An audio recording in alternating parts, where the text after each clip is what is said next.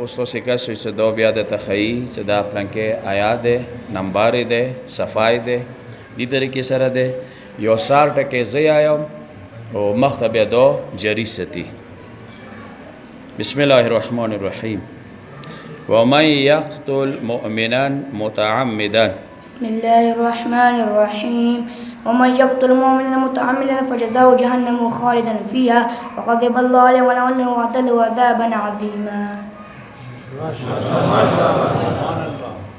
اوس بله طریقه یې څه دی هغه دا دی زه اوس آیا لویلم زه ته یم څه د آیا صفای څو دی آیي نمبر څو دی اوس دا یې د ښیي اعوذ بالله من الشیطان الرجیم ذلك الفضل من الله وكفى بالله عليما. بسم الله الرحمن الرحيم.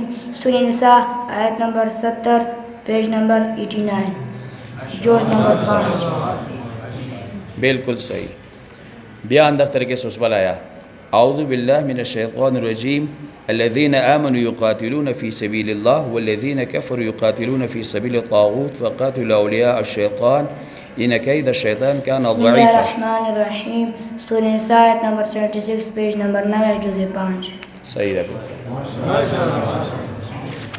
اوس د بلې طریقې سره بیا اعوذ بالله من الشيطان الرجيم وما أرسلنا من رسول إلا ليطاع بإذن الله مخي جري وسطر ولو أنه إذا ظلموا أنفسهم نزغوا وهذا القبيل وليس ذلك بينهم ونسيب زعمهم ولما فصلوا في سبيل الله ولو أنهم إذ ظلموا أنفسهم جاءوك فاستغفروا الله الله واستغفر لهم وتوبوا رحيما. توبة Page number 88 سورة النساء آية number 64 جزء 5. 64 بالکل صحیح.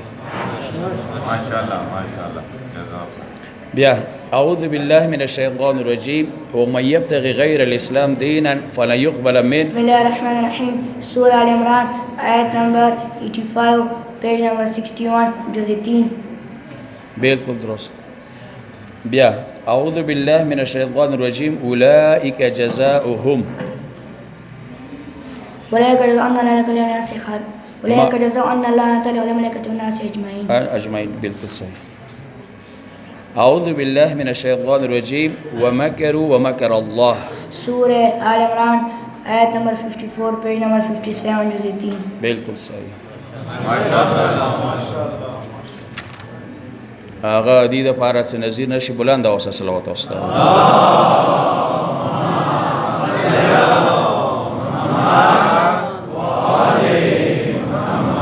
أعوذ بالله من الشيطان الرجيم قل إن كنتم تحبون الله فاتبعوني يحببكم الله ويغفر لكم ذنوبكم والله غفور رحيم. page أي نمبر آيات تبعت آيات تلاوت كيو قل إن كنتم تحبون الله فاتبعوني يحببكم الله ويغفر لكم ذنوبكم. بیا یورته قل إن كنتم تحبون الله فاتبعوني يحببكم الله ويغفر لكم ذنوبكم والله غفور رحيم. سورة نور آيات number 31 page number 54 جزء 3. صحیح ده ماشاءالله ماشاءالله ماشاءالله. او اوس اواز سره کې زته نور مخکې ته وایا اعوذ بالله من الشيطان الرجيم ان تبدوا الصدقات فنعم هي وان تخفوها وتؤتوها الفقراء فهو خيرك ويكفر عن سيئات ويدخلكم مدخل كريم. ما شاء الله ما شاء الله ما شاء الله. نوراو کا باسته ها بر محمد و آل محمد صلوات صل على